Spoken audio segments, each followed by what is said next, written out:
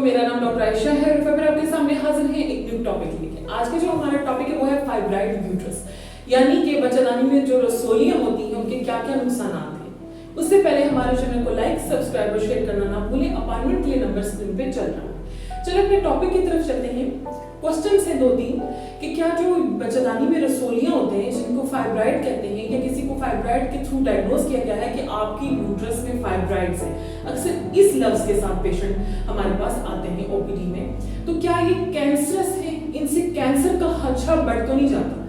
तो सबसे पहली बात कि ये बिनाइन ट्यूमर्स होते हैं, यानी कि नॉन कैंसरस है, बहुत ही रेयर होता है, 1 to 2% होता है। और बल्कि अभी तक जब तक मैंने ये प्रैक्टिस शुरू की इसमें मेरा नहीं ख्याल कि ऐसा कोई पेशेंट देखा है, लेकिन रेयरली होता है। ऐसा नहीं है कि नहीं है। अगर आपको डिक्लेयर कर दिया गया कि आप फाइब्राइड यूट्रस हैं तो ऐसा नहीं है कि ये कैंसर है। आपकी डॉक्टर आपको बेहतर समझा सकती है, जो आपको ट्रीट कर रही होती है, जिन्हें आपको डायग्नोज किया होता है, वो आपको बता देते हैं कि क्या ये कैंसरस तो नहीं है, तो आपकी क्वेरी क्लियर हो जाती है। उसमें क्या होता है कि ये नॉन कैंसरस बिनाइन ट्यूमर्स होते हैं, इससे डरने की कोई बात नहीं होती है, लेकिन आपकी डॉक्टर आपको बेटर बता सकती है। इसी तरीके से दूसरा क्वेश्चन आता है कि मैंने जो इसकी परसेंटेज बताई है 1 to 2% है, जिसको लियोमायोसार्कोमा कहते हैं, और ये बहुत ही रेयर देखा जाता है।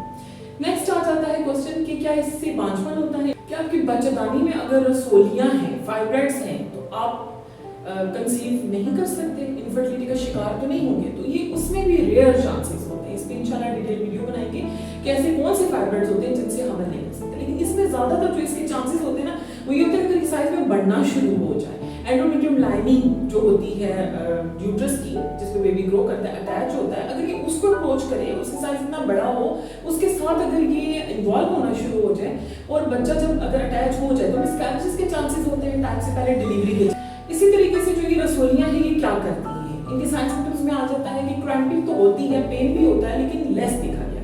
इसमें ज्यादातर होता है हैवी ब्लीडिंग, आपको इतनी स्वेट ब्लीडिंग होती है कि आपके कपड़े गंदे हो जाते हैं, आप नॉर्मल एक्टिविटीज करने के लायक नहीं रहते हो। और अगर इनके प्रेशर सिम्टम्स हों, एक इनका ये प्रेशर भी अगर दिन ब दिन बढ़ती जाती हैं, तो इनके अगर प्रेशर सिम्टम्स है और ये अगर यूट्रस की अगली साइड में है तो आपके मसाने पे प्रेशर डाल सकती हैं, आपके यूरिन जो है उसकी फ्रीक्वेंसी इंक्रीज हो सकती है, यूरिन इनकॉन्टिनेंस, यानी आपका पेशाब अगर आप करना जा रहे हैं तो वो रास्ते में निकल जाता है या बार बार आता है, या फिर आपको यूरिन के इन्फेक्शन से हो सकते हैं। लेकिन अगर ये बच्चेदानी के पिछली साइड पे है तो आपका जो रेक्टल एरिया है वो इफेक्ट हो सकता है, कॉन्स्टिपेशन का शिकार हो सकते हैं because of the pressure and the size of fibroid in uterus.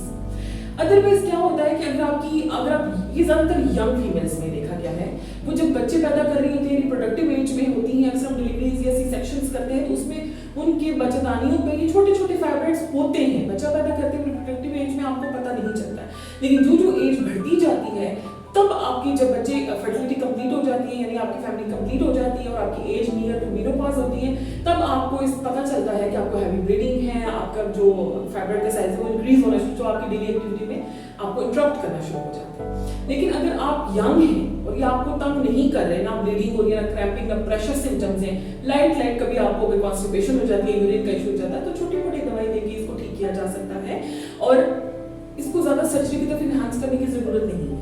लेकिन अगर ये आपको इंटरप्ट कर रहे हैं, हैवीनेस बहुत ज्यादा है, दिन ब दिन इसका साइज इंक्रीज होता जा रहा है और आपको ब्लीडिंग इतनी ज्यादा अनकंट्रोल्ड है, आपकी अगर फर्टिलिटी यानी आपकी फैमिली कंप्लीट है, एज आपकी मोर देन 40 है या 35 है और सब कुछ होने के बावजूद एवरीथिंग इज ओके, तो आप सर्जरी की तरफ जा सकते हैं। लेकिन आपने किसी एक्सपर्ट डॉक्टर से, सर्जन से करवाना है जिससे वो आपकी यूट्रस को सेव रखे। अगर यूट्रस इतना ज्यादा इफेक्टेड नहीं है, थोड़े बहुत फाइब्राइड्स हैं, तो उसको सिक्योर किया जाए। बात को इसमें इतनी ब्लीडिंग भी हो जाती है कि बच्चेदानी रिमूव, हिस्टेक्टोमी भी करनी पड़ सकती है, और बेहतर यही है कि अगर सेव कर लिया जाए तो बेहतर है। अदरवाइज ये होता है नेचुरली भी कि अगर आपका जब माहवारी खत्म हो जाती है, मेनोपॉज आ जाता है, तो बाज़ औक़ात ये श्रिंक कर जाते हैं यूट्रस के साथ, तो जरूरत नहीं पड़ती है सर्जरी की।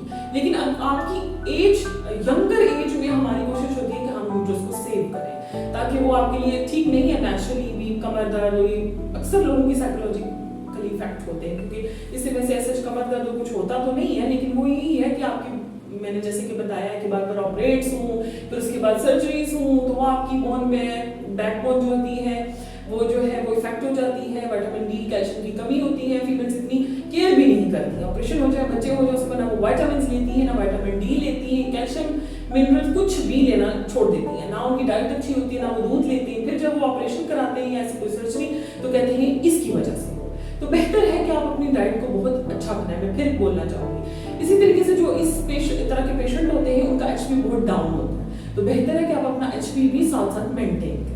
होप सो आपको वीडियो पसंद आई होगी, आपको काफी इससे नॉलेज हुआ होगा कि फाइब्रॉइड क्या है, इसके क्या क्या नुकसान हैं और इसको हम कैसे कैटर कर सकते हैं। इसी के साथ हमें इजाजत दें, अपना ख्याल रखें। अल्लाह हाफ़िज़।